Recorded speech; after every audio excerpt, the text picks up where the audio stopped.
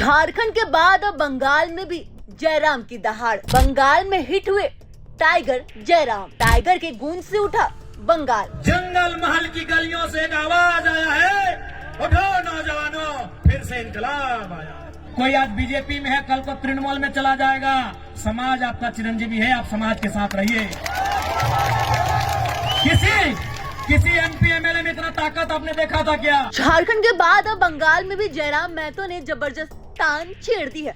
झारखंड की वही भीड़ उन्होंने वहां भी इकट्ठा किया। हालांकि टाइगर जयराम की रैली का मंजर देखने लायक था। इतना ही नहीं, जब लाखों की भीड़ के बीच टाइगर जयराम महतो ने जैसे ही बोलना शुरू किया, वैसे ही लोगों के अंदर की एनर्जी हाई होने लगी।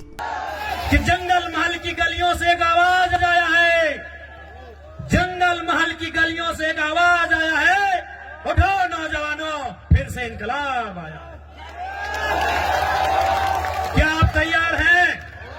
और बैंक है, they have their vote banks because they are from NDA and India.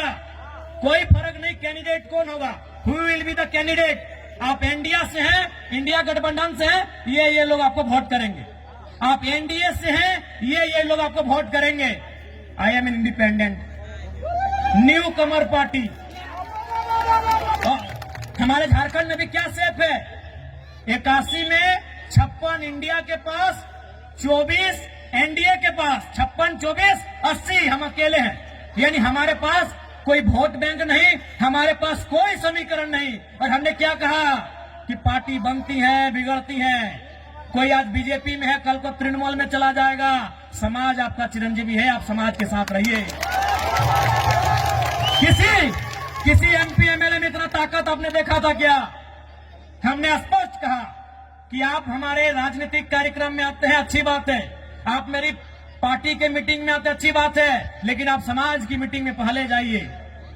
हमने एकमात्र भी एमएलए जिसने कहा था, जबकि आप भी जानते हैं 2029 में पता नहीं हमारा क्या होगा, क्योंकि हम नया विधायक है, हमारे पास कोई समीकरण नहीं है। इसलिए एक बात तय कीजिए कि आपको आजाद रहना है या गुलाम रहना है।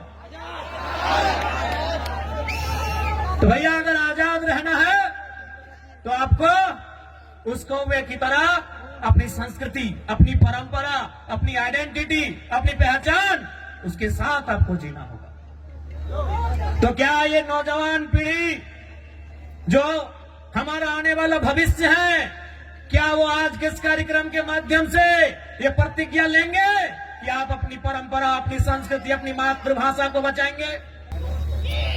जो संघर्ष को चुनते हैं वही सफलता के करीब जाते हैं। आज का समय संघर्षों का समय है मेरे भाइयों। जो भी पर्व हम लोग मनाते हैं उसका एक संदेश होता है।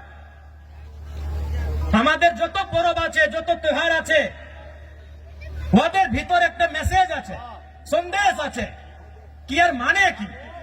এই কাজটা আমাদের পূর্বজ কি জন্য করেছে? এই কাজটা কেনে, এই বরদ খুঁটা কেনে, এই কাড়া খুঁটা কেনে, এই টুসু কেনে, এই করম কেনে, জিতিয়া পরব কেনে, এই কোনো না কোনো ওদের ভিতরে একটা মেসেজ আছে। তো বরদ খুঁটার মানে কি সবাই জানি कि আমরা চাষা লোক মানে কি না, सावन महीना का जो समय होता है हम वो खेती बाड़ी करते हैं, धान लगाते हैं, हार जोतते हैं। इधर भी वही टाइम होता है ना। अब मार्च में नहीं ना करते हैं, मैं 2-4 खेत देखे थे मार्च तरफ। यानी हम सावन महीना, जिसे हम लोग अंग्रेजी के कैलेंडर में जुलाई अगस्त के आसपास कहेंगे, यानी उस समय हम क्या करते हैं, हल चलाते हैं और खेत में धान लगाते हैं, और मूल हमारा संबंध धान से। उसके बाद का जो समय होता है सितंबर आधा, सितंबर आधा, अक्टूबर पूरा और थोड़ा सा नवंबर, यानी 1.5-2 महीना क्या होता है कि हमारा जो बरद है, काड़ा है, उसको रिलैक्स हो जाता है। तो भाई रिलैक्स हो जाता है तो उसको हम लोग क्या करते हैं, इस त्योहार में उसको पहले तेल लगाते हैं। हमरा की करी वाके तेल मखाए कहे ना, तेल किसको मखाया जाता है, लगाया जाता है, जो थका हारा होता है। आज के यदि हमारे घरे यदि बाड़ी कोनो पहुना आसे, कोनो कुटुम आसे, तो हम उनको क्या करते हैं कि बैठिए थोड़ा तेल लगा देते हैं, भाई आप बहुत दूर थक के आए हैं। तो तेल किसको लगाया जाता है, जो थका होता है।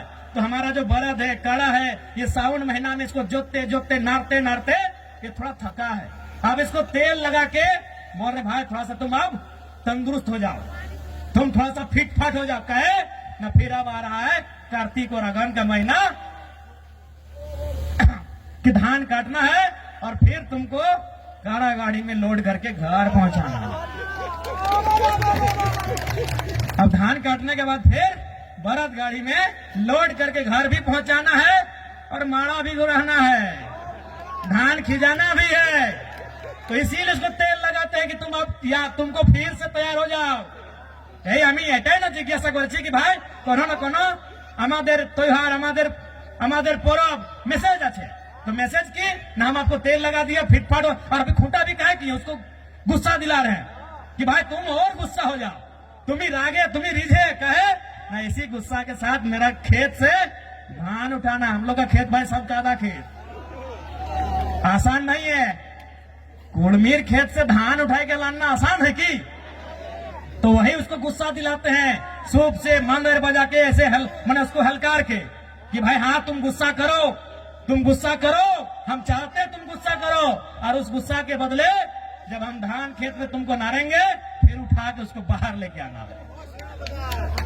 तो ये है हमारे बरत खुटा करने का, हम पीछे हमारे पूर्वजों का मतलब कि पहले तेल लगा के तुमको तरोताजा करेंगे। कहा कि सावन महीना के बाद तुम कुछ काम नहीं किया है, तुम आराम से घर में बैठा है और सावन महीना के बाद हरा हरा घास मिलता है और जितना बढ़िया बढ़िया खाना खाने पर थोड़ा आदमी आलसी हो जाता है, तो इन लोग भी आलसी हो गया थोड़ा। तो इसीलिए अब फिर से आ गया है टाइम कार्तिक महीना का, अगहन महीना का।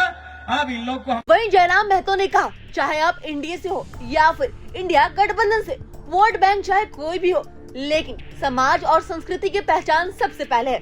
उन्होंने खुद की पार्टी का जिक्र करते हुए कहा हमारे पास झारखंड में अकेले कोई वोट बैंक नहीं है, लेकिन समाज के लिए लड़ना बेहद ही जरूरी है। इतने में भी जयराम महतो रुके नहीं। उन्होंने कहा कि कौवा काला और दिखने में साधारण है, लेकिन उसकी मातृभाषा कभी गुलाम नहीं होती। वही तोता सुंदर है लेकिन भाषा की नकल करता है, इसलिए उसे अक्सर पिंजरे में रखा जाता है। वहीं इतने में भी जयराम महतो रुके नहीं। उन्होंने कहा कि कौवा काला और दिखने में साधारण है, लेकिन उसकी मातृभाषा कभी गुलाम नहीं होती।